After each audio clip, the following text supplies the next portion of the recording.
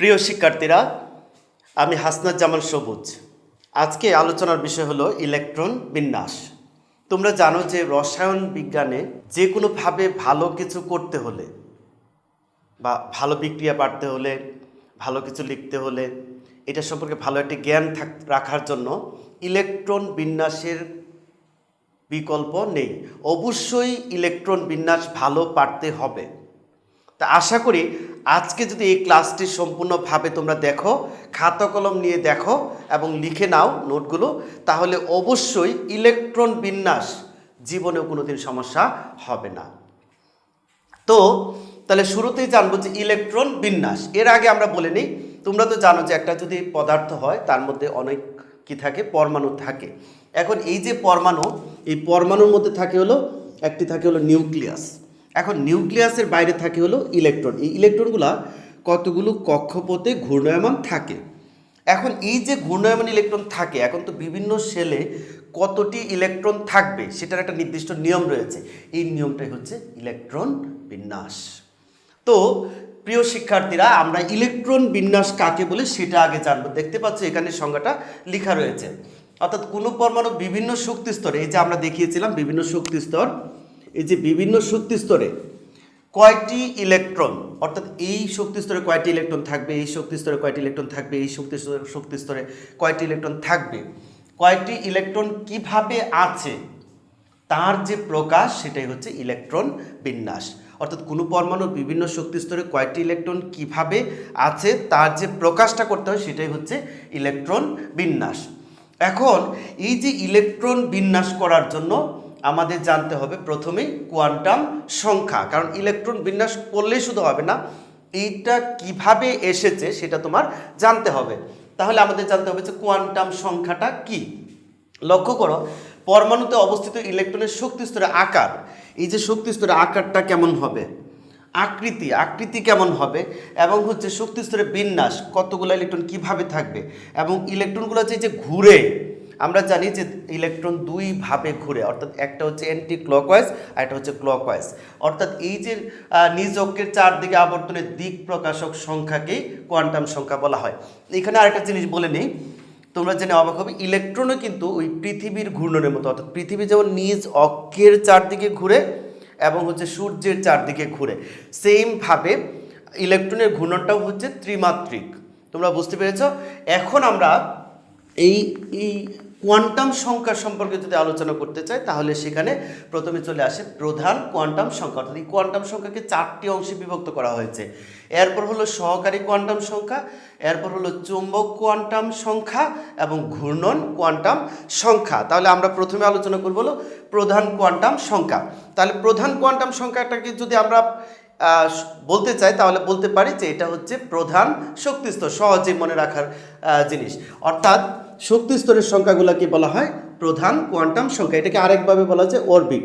তাহলে এটাকে প্রকাশ করা হচ্ছে 1 2 3 4 ...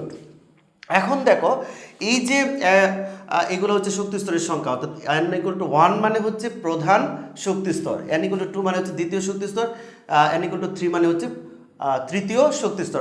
এই যে শক্তি স্তরগুলো প্রকাশ করার যে হয় সেটা হচ্ছে প্রধান কোয়ান্টাম সংখ্যা। এখন এই প্রধান কোয়ান্টাম সংখ্যাটাকে কে, এল, এম, এন ও এইগুলো দ্বারা প্রকাশ করা হয়। এখন কে মানে 1 হচ্ছে, n=1 মানে হচ্ছে কে শেল, n=2 যখন হয় সেটা হচ্ছে এল শেল, n=3 হলো এম শেল। তাহলে আমরা বুঝতে পারলাম যে এইগুলোকে শক্তি স্তরগুলোকে আমরা অনেক সময় কে, এল, এম, এন দ্বারা প্রকাশ করি। তাহলে n=1 কে, n=2 এল, এইভাবে আমরা প্রকাশ করব। তাহলে আমরা বুঝতে পারলাম প্রধান কোয়ান্টাম সংখ্যা হলো শক্তি স্তরের সংখ্যা, বা এটাকে অরবিটও বলা হয়ে থাকে। তাহলে আমরা প্রধান কোয়ান্টাম সংখ্যা কাকে বলে সেটা পারব। এখন আসি, এই যে শক্তি স্তরগুলো, এগুলো আবার কতগুলো উপশক্তি স্তরে বিভক্ত। এই প্রধান শক্তি স্তরগুলো আবার কতগুলো উপশক্তি স্তরে বিভক্ত থাকে। এই উপশক্তি স্তরগুলোকে বলা হয় সহকারী কোয়ান্টাম সংখ্যা। এই উপস্তর প্রকাশ করার জন্য যে সংখ্যাগুলো ব্যবহার করা হয় সেগুলো হচ্ছে সহকারী কোয়ান্টাম সংখ্যা। তাহলে সহকারী কোয়ান্টাম সংখ্যা। লক্ষ্য করো, এই সহকারী কোয়ান্টাম সংখ্যা যদি আমরা প্রকাশ করতে চাই, এই সহকারী কোয়ান্টাম সংখ্যাকে এল দ্বারা প্রকাশ করা হয়।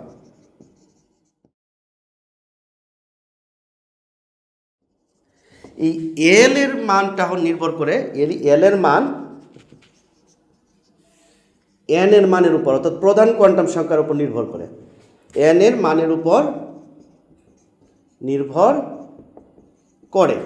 এখন এই এন এর মানের উপর নির্ভর করে এল এর মানটা, এন এর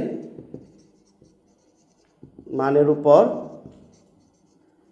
নির্ভর করে এল এর মান হয়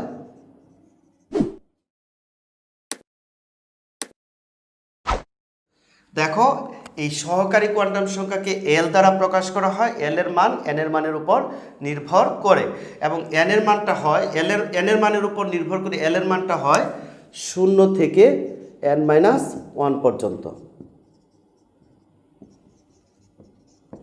এখন আমরা দেখব যে এল এর মান হচ্ছে 0, 1, 2, 3। এই 0, 1, 2, 3 এল এর মান, সহকারী কোয়ান্টাম সংখ্যার মান। এই মান হলে এদেরকে SPDF দ্বারা প্রকাশ করা হয়।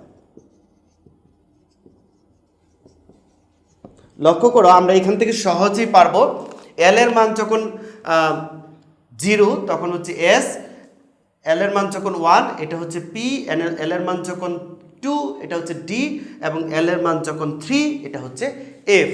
তাহলে আমরা এখানে আশা করি এই বিষয়টি পারবো ইনশাল্লাহ। তাহলে লক্ষ্য করো, এখন আমরা দেখব হলো যে এইটা সহকারী কোয়ান্টাম সংখ্যাকে আমরা আবার কিভাবে প্রকাশ করতে পারি, কিভাবে আসলো সেটা। তাহলে এখান থেকে যদি আমরা দেখি যে n=1 হলে, লক্ষ্য করো 1 হলে l=, আমরা বলেছি এই মানটা হচ্ছে l=0 থেকে n-1 পর্যন্ত এল এর মানটা। তাহলে এল এর মানটা, এন এর মান যখন 1 হবে তাহলে এখানে 1 বসালে 0 হয়ে যায়, শুধু একটা হচ্ছে 0। আবার n= যদি 2 হয় তাহলে আমরা বুঝতে পারতেছি প্রথম শক্তি স্তরে উপস্তর হচ্ছে শুধুমাত্র একটি, তাহলে হবে S, 0-র জন্য S, আর উপস্তর হচ্ছে একটি। তারপর n=2 হলে এল এর মান হবে 0 থেকে শুরু করে 0, আর n-1 মানে কি 1। এখন আসি, তার মানে হচ্ছে উপস্তর দুটি, 0-র জন্য হলো S, আর P এর 1 এর জন্য হলো P আমরা বলেছি, তাহলে কি হবে কি 2S 2P। এখন লক্ষ্য করো, n= যদি 3 হলে l= হবে 0, 1, 2। লক্ষ্য করো n-1, তাহলে 3-1 মানে 2 পর্যন্ত হবে। তাহলে SPD অর্থাৎ তৃতীয় শক্তি স্তরের উপস্তর হলো 3টি, তাহলে হবে 3S 3P 3D। এখন আসি, n= যদি 4 হয়, l= হলো 0, 1, 2, 3, তাহলে হবে কি SPDF। তাহলে চতুর্থ শক্তি স্তর যেহেতু, তাহলে হবে 4। এখন n= যদি 5 হয়, এল এর মান কত হবে? যে 0, 1, 2, 3। এখন কি যে স্যার এখানে কি 4ও হবে? এই 4 হবে না। কেন হবে না সে সম্পর্কে আমরা ভবিষ্যতে অন্য আরেকটি যদি ক্লাস দিই সেখানে আমরা বিস্তারিত আলোচনা করব। তবে তুমি শুধু জেনে রাখো, এখানে শুধু 4 পর্যন্তই হবে, যেহেতু এটা 5 এর জন্য SPDF, এবং যেহেতু শক্তি স্তরের সংখ্যা হচ্ছে 5, তাহলে লিখতে পারি 5S 5P 5D 5F। এখন জেনে রাখো, আমরা এইভাবে লিখতে পারি 6S 6P 6D 6F, 7S 7P 7D 7F। তাহলে আমরা বুঝতে পারলাম যে সহকারী কোয়ান্টাম সংখ্যাগুলো কোনগুলো হবে। এরপরে আমাদের দেখতে পাচ্ছি চুম্বক কোয়ান্টাম সংখ্যা। চুম্বক কোয়ান্টাম সংখ্যা সম্পর্কে আমরা জানব। চুম্বক কোয়ান্টাম সংখ্যা, লক্ষ্য করো, এই যে পরমাণুর নিউক্লিয়াস, আমরা জানি পরমাণুর মধ্যে ধনাত্মক আধান থাকে, বাইরে হচ্ছে ইলেকট্রন হচ্ছে ঋণাত্মক আধান। এই ধনাত্মক আধান, ঋণাত্মক আধান এরা পরস্পরকে কী করে? আকর্ষণ করে। এই আকর্ষণের ফলে এক ধরনের এখানে চুম্বক বলের সৃষ্টি হয়। এই যে চুম্বক বল, এটা বিজ্ঞানী জিমেল লক্ষ্য করেন কি যে এই আকর্ষণ বলের কারণে ইলেকট্রনসমূহ ত্রিদিকে বিন্যস্ত থাকে, ত্রিদিকে বিন্যস্ত থাকে। এই যে বিন্যস্ত থাকার কারণে এক ধরনের চুম্বক বলের সৃষ্টি হয়, এটাকে বলা হয় এবং এটাকে প্রকাশ করা হয় যা দ্বারা, তা হচ্ছে চুম্বক কোয়ান্টাম সংখ্যা। এই চুম্বক কোয়ান্টাম সংখ্যাকে এম দ্বারা প্রকাশ করা হয়, এম দ্বারা প্রকাশ করা হয়। চুম্বক কোয়ান্টাম সংখ্যাকে এম দ্বারা প্রকাশ করা হয়। এই এম এর মানটা এল এর মানের উপর নির্ভর করে, মানের উপর নির্ভর করে। দেখো এই তাহলে এম এর মানটা কত হয়? এম এর মান হয় 0 থেকে প্লাস মাইনাস এল পর্যন্ত। তাহলে আমরা বুঝতে পারলাম যে এম এর মানটা হলো এল এর মানের উপর নির্ভরশীল এবং সেটা 0 থেকে প্লাস মাইনাস এল পর্যন্ত হয়ে থাকে। তাহলে এবারে আমরা দেখব যদি প্রধান শক্তি এন এর মান যদি 1 হয়, 1, তাহলে অবশ্যই এল এর মান হলো কত হবে? 0। আমরা দেখেছি। তাহলে এল এর মান যদি 0 হয়ে যায় তাহলে এম এর মানও হচ্ছে 0। তোমরা বুঝতেই পারতেছো 0 থেকে প্লাস মাইনাস এল পর্যন্ত, তাহলে এল এর মান 0 বসালে 0ই থেকে যায়। তাহলে সেক্ষেত্রে আমরা বুঝতে পারতেছি প্রথম যে শক্তি স্তর রয়েছে সেখানে এম এর মান হচ্ছে 0, অর্থাৎ এক্ষেত্রে তার অরবিট, অর্থাৎ এখানে কিন্তু আরেকটা জিনিস জানা দরকার। চুম্বক কোয়ান্টাম সংখ্যা বলতে বোঝাচ্ছে যে এই উপস্তরগুলো আবার কতগুলো উপশক্তি স্তরে বিভক্ত, উপশক্তি স্তরে বিভক্ত। অর্থাৎ এক্ষেত্রে আমরা এখানে বলতে পারি যে এটার অরবিট সংখ্যা হচ্ছে একটি, অর্থাৎ এখানে একটা যদি হয়, এখানে অরবিটাল একটি। আর আমরা জানি যে একটা অরবিটালের মধ্যে সর্বোচ্চ 2টি ইলেকট্রন থাকে, 2টি ইলেকট্রন থাকতে পারে, একটা এরকম যেদিকে করে তার বিপরীত দিকে ঘুরে, আমরা পরে বলবো। তাহলে অবশ্যই প্রথম শক্তি স্তরে ইলেকট্রন থাকতে পারে সর্বোচ্চ হচ্ছে 2টি। তাহলে আমরা দেখব এখন হলো যে তৃতীয় শক্তি স্তর নিয়ে একটু আমরা আলোচনা করব। তৃতীয় শক্তি স্তরে কয়টি থাকতে পারে, কিভাবে হতে পারে। লক্ষ্য করো, তৃতীয় শক্তি স্তর এন এর মান হচ্ছে 3। তাহলে এল এর মান হবে, তোমরা লক্ষ্য করো, সেক্ষেত্রে অবশ্যই কত? 0, 1 এবং হচ্ছে 2, 0, 1, 2। তাহলে এইখান থেকে বুঝতে পারতেছি যে এম এর মান হবে 0-এর জন্য 0 এবং এটার জন্য কত? ওই যে 0 থেকে প্লাস মাইনাস এল পর্যন্ত। তাহলে প্লাস মাইনাস এল পর্যন্ত হলে কি -1 থেকে শুরু হবে, -1 বা +1, 0, -1 এবং এটার জন্য হবে কত?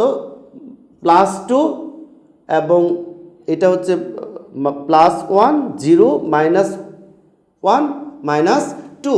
তাহলে বুঝতে পারছি যে আমরা জানি যে তৃতীয় শক্তি স্তরে উপস্তর রয়েছে হচ্ছে 3টা এবং প্রত্যেকটা উপস্তরে আমরা বুঝতে পারছি যে এখানে অরবিটাল সংখ্যা হচ্ছে 1টি এস এর জন্য, আর পি এর জন্য হচ্ছে 3টি, ডি এর জন্য হচ্ছে 5টি। তাহলে প্রত্যেকটি অরবিটালে যেহেতু 2টি ইলেকট্রন থাকে, তাহলে প্রথম এখানে ইলেকট্রন থাকবে 2টা, এখানে যেহেতু 3টি, 3 দুগুণে কত? 6 এবং এখানে হলো 5 দুগুণে 10। অর্থাৎ তৃতীয় শক্তি স্তরে মোট ইলেকট্রন থাকবে কতগুলো সেটা তুমি হিসাবে বুঝে ফেলছ। অর্থাৎ 16 আর 2 হচ্ছে 16 আর 2 18। অর্থাৎ তৃতীয় শক্তি স্তরে মোট ইলেকট্রন থাকবে হলো 18টি। এবং আরেকটি জিনিস আমরা বলতে পারি, যেহেতু এটা হচ্ছে আমরা জানি হচ্ছে এটা হলো 3D, এটা হলো 3P আর এটা হলো 3S, আমরা সহকারী কোয়ান্টাম সংখ্যায় দেখিয়েছি। তাহলে ডিতে আমরা যদি একটা ডি অরবিটাল নিয়ে থাকি, আমরা যদিও এটা আসলে মূলত অরবিটাল নয়, এটা হচ্ছে অরবিটাল, অর্থাৎ এটা হচ্ছে উপস্তর আমরা বলতে পারি, মূলত হচ্ছে উপস্তর, কিন্তু এটা আমরা প্রচলিত শব্দ হিসেবে ব্যবহার করে থাকি। তাহলে এই যে ডি উপস্তর, 3D উপস্তরে বা ডিতে সর্বোচ্চ ইলেকট্রন থাকতে পারে, যেহেতু 5টি অরবিটাল রয়েছে, সেক্ষেত্রে মোট 10টি ইলেকট্রন থাকবে। অর্থাৎ ডিতে 10টি ইলেকট্রন থাকতে পারে, পিতে যেহেতু অরবিটাল সংখ্যা হচ্ছে 3, তাহলে 6টি ইলেকট্রন থাকতে পারে এবং এসে 2টি ইলেকট্রন থাকতে পারে। এখন আমরা জানবো হলো ঘূর্ণন কোয়ান্টাম সংখ্যা।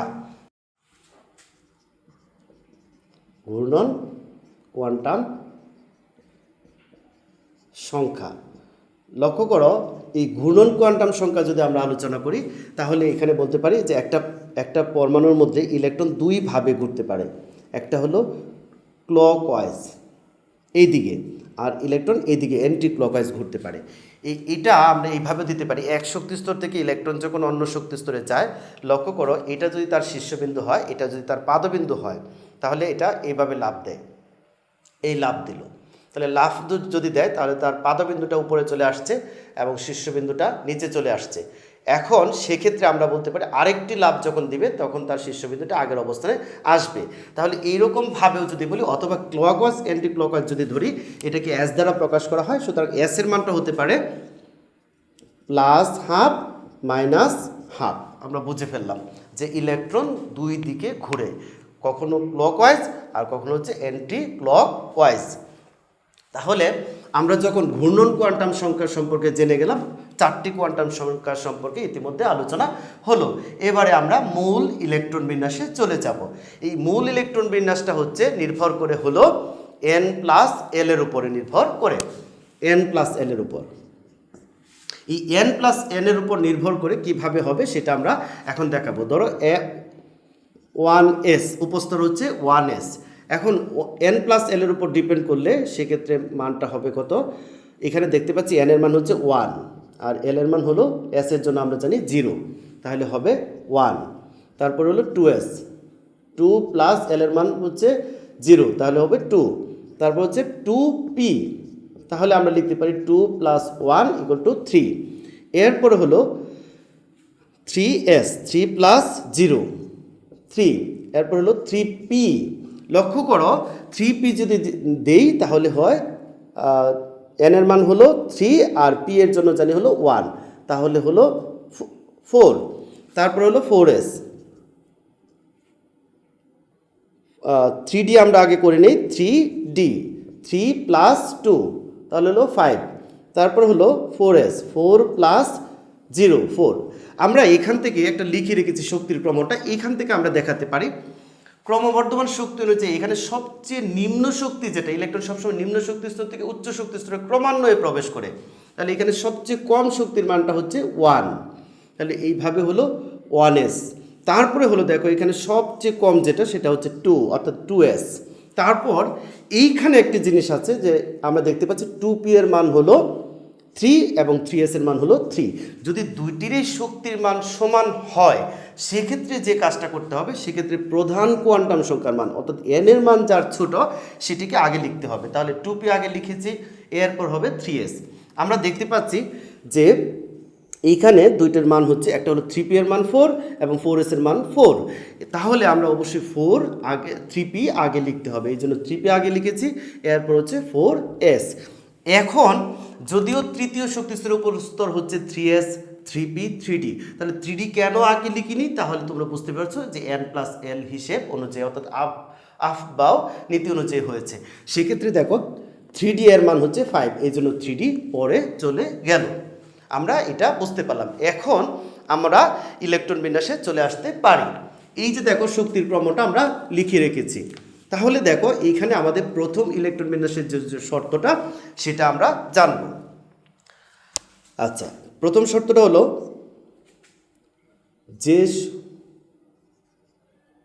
যে সকল মৌলের সর্বশেষ ইলেকট্রন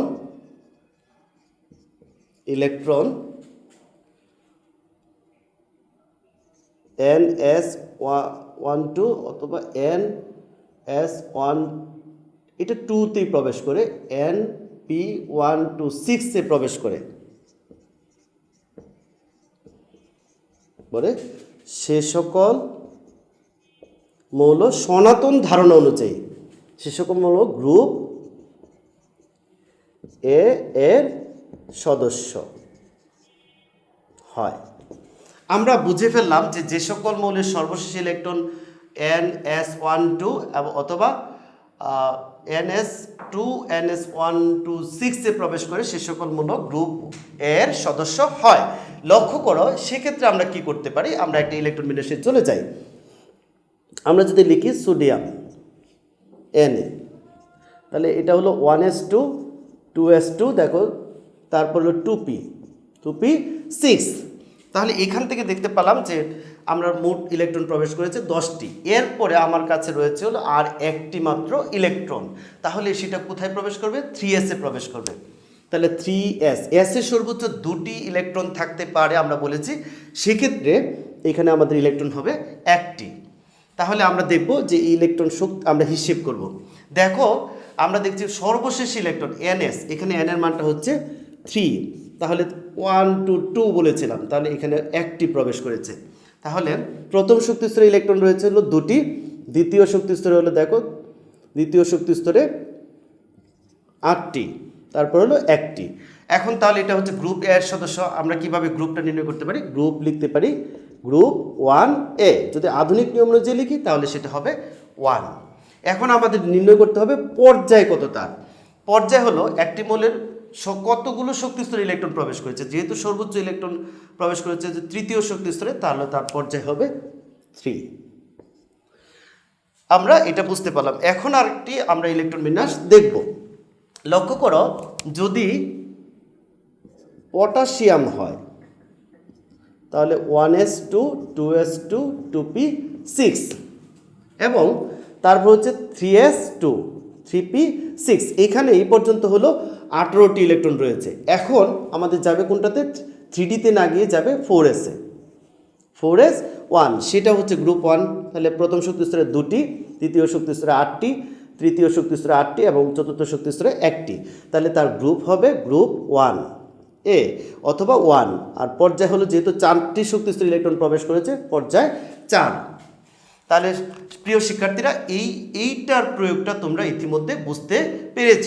এখন আমরা দেখব হলো যে এইটা কিভাবে হতে পারে, এই শর্তটি কিভাবে মানে, যে গ্রুপ এ এর সদস্যের ক্ষেত্রে। আমরা যদি ক্লোরিন লিখি, দেখো 1s2 2s2 2p6, তারপরে হলো 3s2। আমরা দেখতে পাচ্ছি এই পর্যন্ত ইলেকট্রন হয়ে গেল হলো 12টি, তাহলে অবশ্যই সেখানে যাবে কয়টি? 5টি। ওই যে 1 থেকে 6-এর মধ্যে যদি হয়, অর্থাৎ দেখো এখানে আমরা n এর মানটা হলো ns, এটা হলো np, n এর মান হলো 3, n এর মান 3, তাহলে গ্রুপ এ এর সদস্য এটা। তাহলে আমরা সেক্ষেত্রে লিখতে পারি প্রথম শক্তি স্তরে হলো 2টি ইলেকট্রন আছে, পরেরটিতে 8টি, পরেরটিতে হলো 60টি। তাহলে এক্ষেত্রে গ্রুপ কত হবে? গ্রুপ হলো, আমরা যেহেতু শেষ শক্তি স্তরে 60টি ইলেকট্রন রয়েছে, তাহলে লিখবো হলো 7A, কারণ এ এর সদস্য কেন সেটা আমরা ইতিমধ্যে লিখে রেখেছি। অথবা আধুনিক নিয়ম অনুযায়ী, যেহেতু আমরা জানি যে গ্রুপ 1 2 এবং 13-র মাঝে 10টি ঘর খালি রয়েছে, সুতরাং সেক্ষেত্রে 10 যোগ যদি 3 বা তার বেশি ইলেকট্রন থাকে, এখানে 60টি, 3 বা তার বেশি ইলেকট্রন থাকে, তাহলে 10 যোগ করতে হয় আধুনিক গ্রুপ নির্ণয় করার ক্ষেত্রে। তাহলে এটার ক্ষেত্রে 10 যোগ করতে হবে, তাহলে গ্রুপ সংখ্যা হবে 17। এরপরে হচ্ছে এটার পর্যায় হবে 3। প্রিয় শিক্ষার্থীরা, আশা করি তোমরা প্রথম নিয়মটি বুঝতে পেরেছ। এখন আসি যে আমরা দ্বিতীয় শর্তে আসি। 2 নম্বর শর্ত, যে সকল মৌলের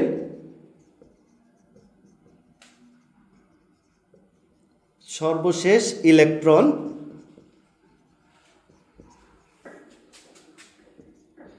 n-1 d 1 to 9 ns 1 to প্রবেশ করে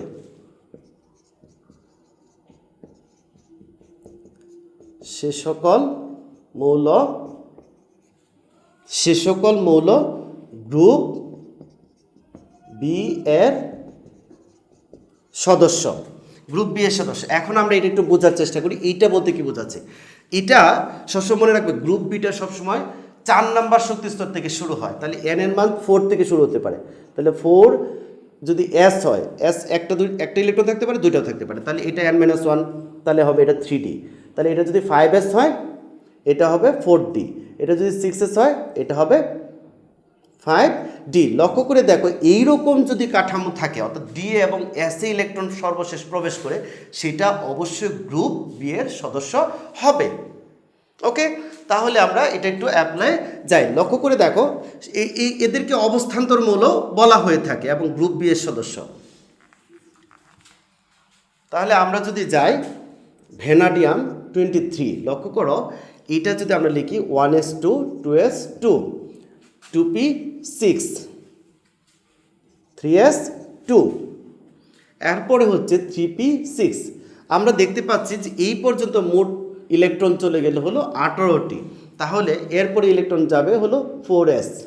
লক্ষ্য করো আমরা এইখানে দিতে পারতাম 4sটা আগে দিতে পারতাম, কিন্তু উপস্তরগুলোকে একসাথে বা যোগ করার স্বার্থে আমরা ওইটাতে ইলেকট্রন দেওয়ার পরে যদি ইলেকট্রন থাকে তাহলে আমরা 3dতে দিব। তাহলে দেখো এই পর্যন্ত দেওয়ার পরে হলো 20, এরপরে আমরা কোনটাতে যাচ্ছি 3d 3 এখান থেকে আমরা বুঝতে পারলাম যে এই ভ্যানাডিয়ামের ইলেকট্রন বিন্যাস। লক্ষ্য করো ওই শর্তটি ফলো করেছে, অর্থাৎ আমরা বলেছিলাম 4s 3dতে যদি যায় ইলেকট্রন, তাহলে এটা আমরা বুঝে ফেললাম। লক্ষ্য করো সেক্ষেত্রে আমরা কিভাবে গ্রুপ নির্ণয় করব। এই গ্রুপ নির্ণয়ের জন্য যে শর্তটি তোমাদের মনে রাখতে হবে, সর্বশেষ s ও d এর ইলেকট্রন যোগ করতে হবে,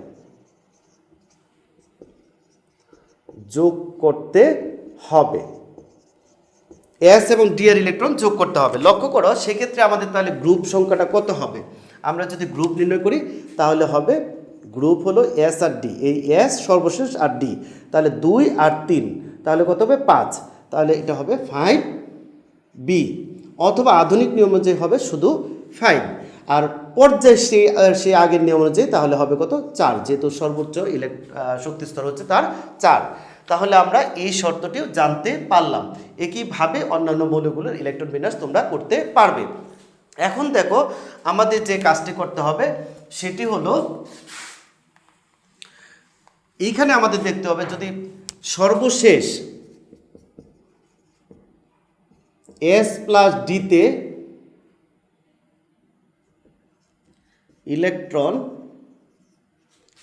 8 9 10 থাকে তবে 8b এর সদস্য হবে। দেখো s আর d এর ইলেকট্রন যোগ করার পরে যদি তার ইলেকট্রন 9টা হয় অথবা 8টি হয় অথবা 10টি হয়, সকল ক্ষেত্রেই 8b এর সদস্য হবে। আমরা দেখি একটা নিকেল 28, নিকেলের ইলেকট্রন সংখ্যা হচ্ছে 28টি, তাহলে আমরা এটা ইলেকট্রন বিন্যাস করব 1s2 2s2 2p6। লক্ষ্য করো 3s2 3p6, এরপর হলো 4s2, এই পর্যন্ত আমরা জানি 20টি হয়, তাহলে আমার এখানে দিতে হবে 3d, দেখো 28 যেহেতু 8, তাহলে এইখানে আমরা বুঝতে পারতেছি যে s এবং d এই দুটি ইলেকট্রন যোগ করলে, দুইটার ইলেকট্রন যোগ করলে মোট হয় 10টি। তাহলে কি 10 হবে গ্রুপ সংখ্যা? না, আমরা বলেছি 8টি 9টি 10টি ইলেকট্রন থাকলে সেক্ষেত্রে 8b এর সদস্য হয়, তাহলে গ্রুপ হবে 8b। তবে হ্যাঁ, যদি সেটা আমরা আধুনিক নিয়ম অনুযায়ী করি তাহলে s এবং d এর ইলেকট্রন যোগ করতে হবে, সেক্ষেত্রে তার গ্রুপ সংখ্যা হবে 10 এবং তার পর্যায় সংখ্যা হবে 4। আশা করি এই নিয়মটিও তোমরা বুঝতে পেরেছ। এখন লক্ষ্য করো কিছু কিছু ক্ষেত্রে আমাদের কি দেখা যায়, ব্যতিক্রম দেখা যায়। এই ক্ষেত্রে আমাদের নিয়মটি জানতে হবে। আমরা জানি যে অর্ধপূর্ণ এবং পূর্ণ শক্তির অরবিটাল সর্বোচ্চ স্থিতিশীল। অর্ধপূর্ণ ও পূর্ণ শক্তির অরবিটাল সর্বোচ্চ স্থিতিশীল।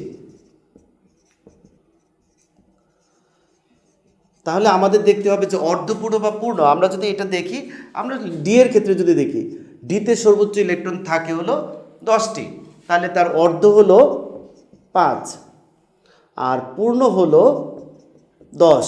এভাবে এফেও যদি আমরা দেখি, এটা হলো 7 এবং এটা হলো 14।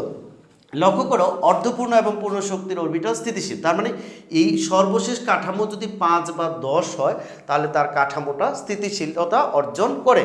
তাহলে আমরা এটা একটু দেখার চেষ্টা করি। এক্ষেত্রে এগুলো হচ্ছে ব্যতিক্রম, আমরা বলতে পারি ব্যতিক্রম। লক্ষ্য করো ক্রোমিয়াম 24, তাহলে 1s2 2s2 2p6 3s2 3p6 4s2। এখন লক্ষ্য করো যেহেতু আমার ইলেকট্রনটা 3D-তে লেখা এদিকে লেখা উচিত, কিন্তু আমরা এখানে লিখছি, তাহলে আমরা বলতে পারি যে সর্বশেষ ইলেকট্রনটি প্রবেশ করছে ডিতে। তাহলে এই পর্যন্ত হলো 20, এখানে হওয়ার কথা হলো 4।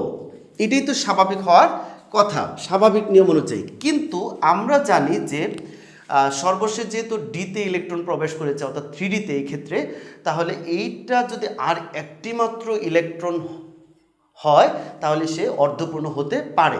সেক্ষেত্রে তার পার্শ্ববর্তী অরবিটাল কিন্তু এটি নয়, এটা। তাহলে পার্শ্ববর্তী অরবিটাল থেকে সে অর্ধপূর্ণ হওয়ার জন্য একটি ইলেকট্রন তার কাছে নিয়ে আসে 5। ওকে, তাহলে এখন তোমরা বলো তার গ্রুপ কত হবে? গ্রুপ হলো এই দুইটা যোগ করলে এস আর ডি যোগ করতে হয়, তাহলে হলো 6b, এবং এটা অবশ্যই বি এর সদস্য। এখন আসি, এবং অথবা আধুনিক নিয়ম অনুযায়ী লিখলে হলো 6, আর পর্যায় তো আমরা হলো 4। ওকে, এইভাবে আমরা যদি করি copper 29 1s2 2s2 2p6 3s2 3p6, এরপরে হলো 4s2, এইখানে হওয়ার কথা 3d9। এইখানেও দেখো আর একটি মাত্র ইলেকট্রন হলে সে অর্ধপূর্ণ হতে পারে, পূর্ণ হতে পারে। সে কারণে এখানে 10টি ইলেকট্রন হয় আর এখানে একটি ইলেকট্রন হয়। এই ক্ষেত্রে একটি নিয়ম রয়েছে, সেই নিয়মটা আমরা লিখে দিই। এক্ষেত্রে গ্রুপটা কত হবে লিখি, যদি সর্বশেষ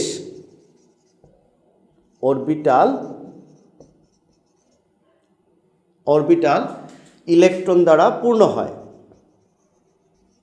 ইলেকট্রন দ্বারা পূর্ণ হয়, তবে শুধুমাত্র এস এর ইলেকট্রন দিয়ে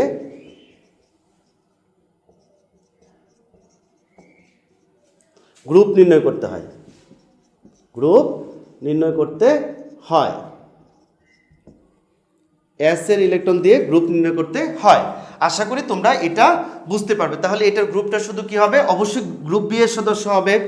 সেক্ষেত্রে যে কাজটা আমাদের করতে হবে, অর্থাৎ এক্ষেত্রে গ্রুপ হবে 1b, দেখো লাস্টে একটি ইলেকট্রন রয়েছে, অথবা আধুনিক নিয়ম অনুযায়ী করলে 11ই হবে, এবং পর্যায় হবে 4। আমরা আরও একটি ব্যতিক্রম ইলেকট্রন বিন্যাস দেখব, আর্জেন্টাম। তোমরা জানো যে তার ইলেকট্রন সংখ্যা হচ্ছে 47, 1s2 2s2 2p6, এরপর হলো 3s2 3p6 4s2 3d10। আমরা জানি যে এই পর্যন্ত হলো, বলতে পারি যে 30 পর্যন্ত ইলেকট্রন বিন্যাস গেল। তারপর হলো 4p6, এখানে দেখো 4p তারপরে যায়। এরপর আরেকটি জিনিস আমরা যেটাতে যাবে 4p এর পরে হচ্ছে 5s2। এখন এই পর্যন্ত হলো 36 30 32, এরপর 36, এরপরে হলো 38 পর আমাদের ইলেকট্রন আর কয়টি থাকে? 9টি। তাহলে দিতে পারি 4d9। তাহলে দেখো সর্বশেষ ইলেকট্রন 4d-তে প্রবেশ করেছে।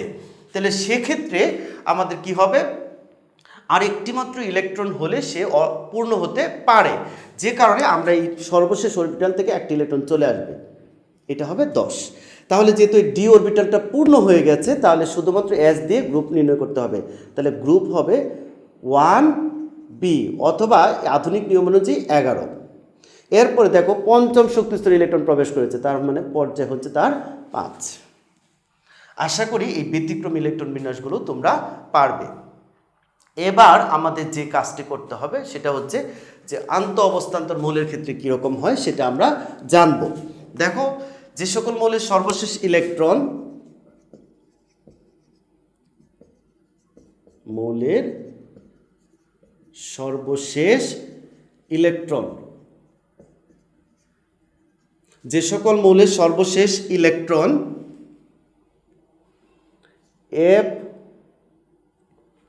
Fn-2 F 1 2 13 অথবা আমরা 14ও দিতে পারি এবং NS12 অথবা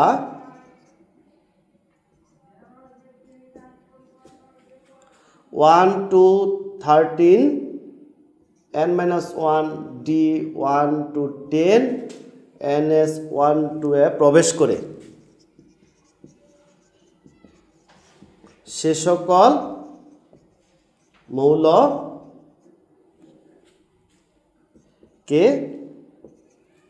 আন্ত অবস্থান্তর মৌল বলে। অবস্থান্তর মৌল বলে। এরা গ্রুপ 3B এর সদস্য, সবাই 3B এর সদস্য। কারণ তোমরা জানো যে এই মৌলগুলোকে মূল পর্যায় সারণীর নিচে রাখা হয়েছে। তাহলে যদি সর্বশেষ ইলেকট্রনটা ধরো 6s এ যায়, তাহলে 6s এটা যদি n এর মান 6 হয় তাহলে 6s, তাহলে n-2 এটা হবে 4f। অর্থাৎ সর্বশেষ ইলেকট্রন যদি 4f বা 6s এরকম কাঠামো থাকে অথবা 7s 5f থাকে, তাহলে এটা হবে কি বলো, আন্ত অবস্থান্তর মৌল। আমরা এই ক্ষেত্রে আমরা একটা ইলেকট্রন বিন্যাসে যাব। দেখো সেক্ষেত্রে আমরা কীরকম ইলেকট্রন বিন্যাস হতে পারি। আমরা জানি লেন্থের নাম La57। আমরা এটা একটু ইলেকট্রন বিন্যাসটা দেখি।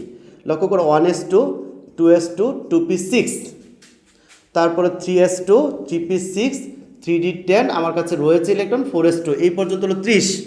এখন যে কাজটা করতে হবে এরপরে যাই হলো আমাদের দেখতে পাচ্ছি 4p-তে 4p6 36 হয়ে গেল। তারপরে হলো আমরা জানি 5s ইলেকট্রন প্রবেশ করবে। আমরা একটু 5sটা দূরে লিখি, 5s 36 আর 2 38। এরপর যাবে হলো 4d, 4d হলো আমরা দিতে পারি 10, তাহলে হয়ে গেল 48। এখন দেখো 48 4d এর পরে যে ইলেকট্রনটা যাবে আমরা দেখতে পাচ্ছি 4d, এরপরে হলো 5p6 48 হয়ে গেল 54। এখন দেখো এই 54 হয়ে যাওয়ার পরে আমরা তাহলে আর কয়টি ইলেকট্রন থাকে, 3টি ইলেকট্রন। এই 5p এর পরে যে ইলেকট্রনটা প্রবেশ করে সেটা হলো 6s, তাহলে 54 2 হলো 56।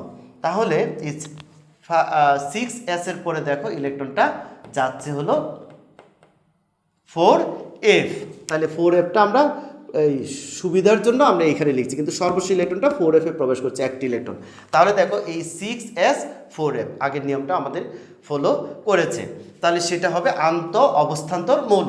এটা যেভাবে আমরা হিসাব করি এটা শুধু 3b এর সদস্য হবে।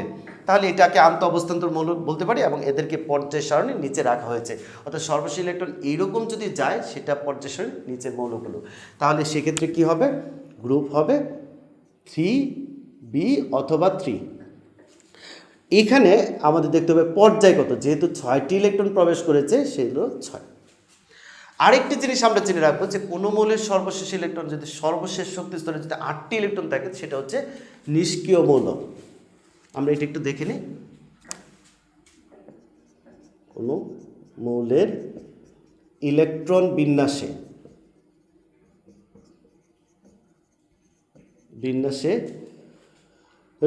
সর্বশেষ শক্তি স্তরে যদি শুধু হিলিয়াম ব্যতীত 8টি ইলেকট্রন থাকে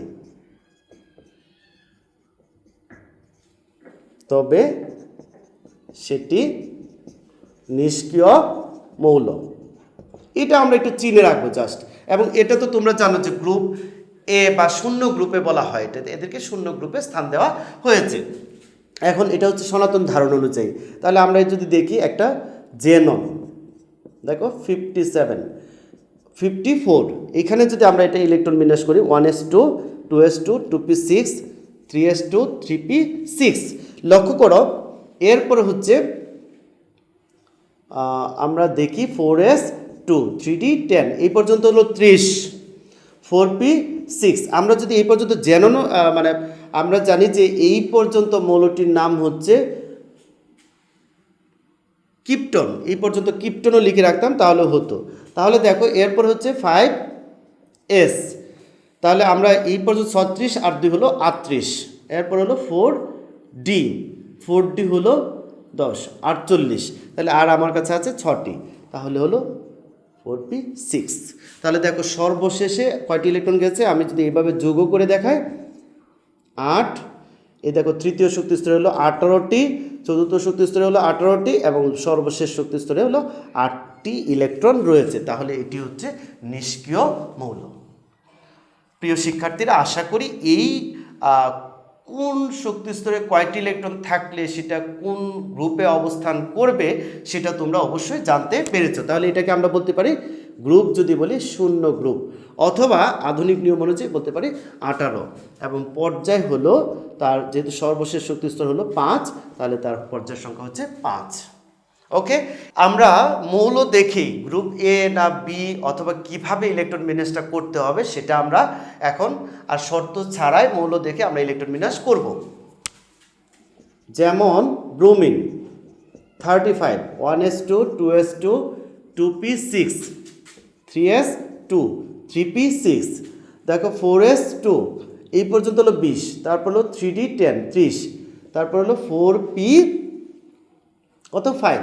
এখন আমাদের দেখতে হবে যে জিনিসটি, দেখো এস এবং পি, সর্বশেষ যদি এস আর অথবা এসপিতে প্রবেশ করে NS-SP, তাহলে আমরা বলেছি সেটা হচ্ছে গ্রুপ এ এর সদস্য। তাহলে আমরা বলতে পারি এটা গ্রুপের ক্ষেত্রে যদি লিখি, গ্রুপ হবে সনাতন নিয়ম অনুযায়ী যদি বলি তাহলে হলো 7A, আর আধুনিক গ্রুপ অনুযায়ী সেটা হবে 17, 10 যোগ করতে হবে 3 বা তার বেশি ইলেকট্রন থাকলে। তাহলে এটা আর পর্যায়ে তো বুঝতে পারছো 4, এটা আমরা পারবো। এখন দেখব আমরা যে যদি এর চেয়ে বড় বা ছোট ইলেকট্রন বিন্যাস আসে, আমরা আশা করি নিয়ম অনুযায়ী যেটা এ বি সেটা নির্ণয় করতে পারবে। এখন আমরা তোমাদের যদি যে স্যার এইটা অনেক সময় এইটুকু ক্রম আমার মনে থাকে না, সেক্ষেত্রে আমরা কি করতে পারি, এটা একটা টেকনিক তোমরা ইউজ করতে পারো। সেটা কিভাবে, যে আমরা জানি SSP, SPS, DPS, DPS, এরপরে হলো FDPS, FDPS। এইটা কেন আমরা লিখলাম, এই ক্রমটা মনে রাখার জন্য খুব সহজ একটা পদ্ধতি, SSP, SPS, DPS, DPS, FDPS, FDPS। লক্ষ্য করো, আমরা প্রথমে এটা দিব 1, যেটা এখানে ব্যবহৃত হয়েছে, পরে আর দিব না, যেহেতু 1s ব্যবহৃত হয়েছে, এটা হবে 2s। লক্ষ্য করো, এরপরে হবে এটা হবে 2p, যেহেতু কারণ জানো প্রথম শক্তি স্তর উপস্তর হচ্ছে মাত্র একটি, তাহলে p হবে না, এই জন্য 2p। এখন আমরা 2s ব্যবহার করে ফেললাম, এটা হচ্ছে 3s। এরপরে 2p ব্যবহৃত হয়ে গেল, তাহলে অবশ্যই হবে 3p, তাহলে 3s ব্যবহৃত হয়ে গেছে, এটা হবে 4s। আশা করি এই ক্রমটা তোমরা বুঝতে পেরেছো কেমনে হবে। তাহলে দেখো 3p যেহেতু চলে গেল, 2d এর অস্তিত্ব নেই, দ্বিতীয় শক্তি স্তর উপস্তর হচ্ছে 2টি, তাহলে এটা হবে কি বলো 3d। তারপরে এটা 3p ব্যবহৃত হয়েছে 4p, এটা হলো 5s। এইভাবে যদি আমরা এখন মনে রাখার, এটা সহজ জিনিস, এটা হলো 4, এটা 5, এটা 6, এটা হলো 4, 5, 6, 7, মনে রাখার সহজ কৌশল। এটা হলো 5, 6, 7, 8। লক্ষ্য করো কি সহজে ক্রমটা চলে আসে। এখন তুমি এইটা পারো, তাহলে কিন্তু যত বড় ইলেকট্রনের বিন্যাসই হোক সেটা তোমরা কি করবে, পারবে। আমরা যেমন একটা ইলেকট্রন বিন্যাস দেখাই, যেমন হচ্ছে পোলোনিয়াম